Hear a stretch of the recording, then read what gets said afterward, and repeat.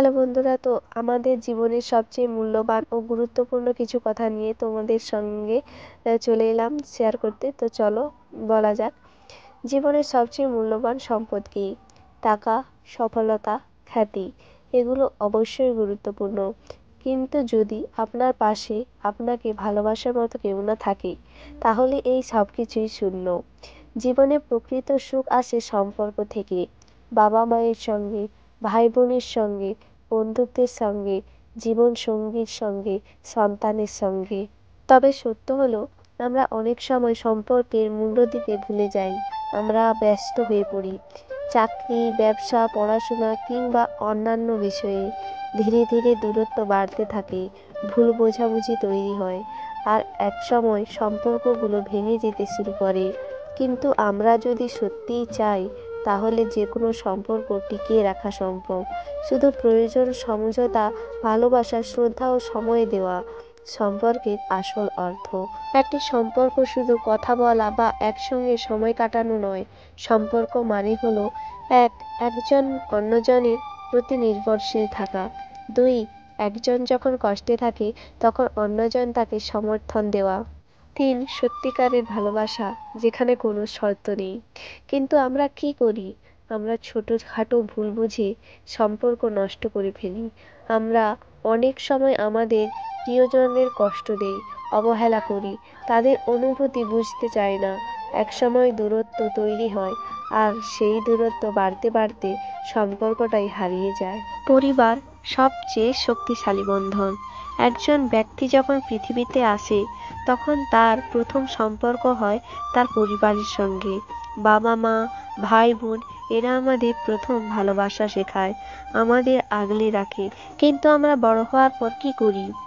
বাবা মা যখন বৃদ্ধ হয়ে যায়, তখন তাদের প্রতি আমাদের ধৈর্য কমে যায়। তারা হয়তো আমাদের মতো প্রযুক্তি বুঝতে পারে না, তাই আমরা বিরক্ত হই। তাদের সময় দেওয়ার প্রয়োজনীয়তা আমরা অনুভব করি না।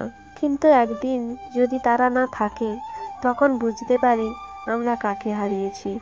তাই সময় থাকতে সম্পর্কের মূল্য বুঝতে হবে। ভালোবাসার সম্পর্ক, বোঝাপড়া ও ত্যাগের গল্প। জীবনের অন্যতম গুরুত্বপূর্ণ সম্পর্ক হলো ভালোবাসার সম্পর্ক। এটি একটি রোমান্সের জন্য নয়, বরং একজন মানুষের সবচেয়ে শক্তিশালী সাপোর্ট সিস্টেম হতে পারে তার জীবনসঙ্গী। কিন্তু এই সম্পর্কের ক্ষেত্রেও আমরা অনেক ভুল করি। আমরা নিজেদের ইগোকে সম্পর্কের চেয়ে বড় করে দেখি। আমরা পরস্পরকে বুঝতে চাই না, শুধু নিজেদের দিকটাই দেখতে চাই। ছোটখাটো ব্যাপারে রাগ করে দূরত্ব তৈরি করি। একটি সম্পর্ক টিকে থাকার জন্য সবচেয়ে বেশি প্রয়োজন শ্রদ্ধা, বিশ্বাস ও বোঝাপড়া।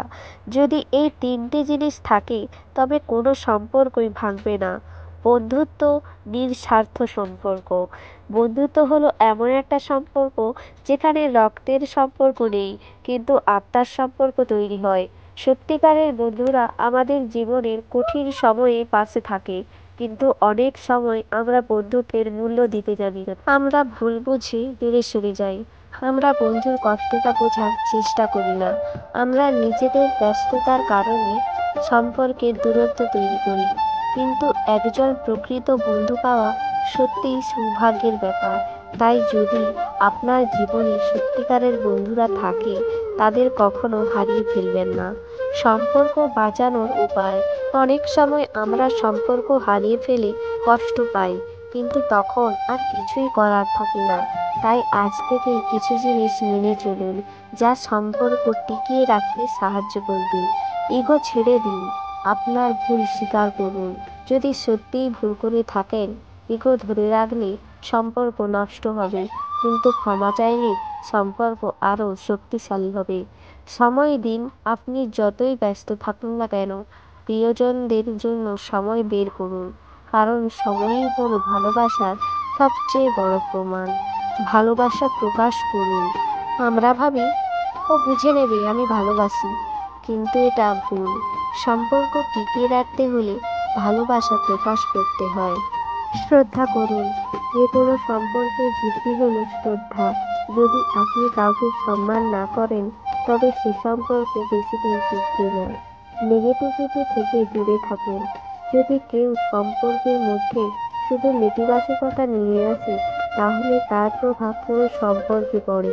তাই ইতিবাচক চিন্তা করুন, সব পরস্পরকে ক্ষমা করুন। শেষ কথা, জীবনে টাকা, পয়সা, খ্যাতি, সফলতা সবই প্রয়োজন, কিন্তু দিন শেষে আপনি যদি একা থাকেন, তাহলে এই সবকিছুই অর্থহীন। তাই জীবনের সবচেয়ে বড় সম্পদ হলো সম্পর্ক, ভালোবাসা ও অনুভূতি। সময় থাকতে প্রিয়জনদের গুরুত্ব দিন, তাদের ভালোবাসুন, তাদের সময় দিন।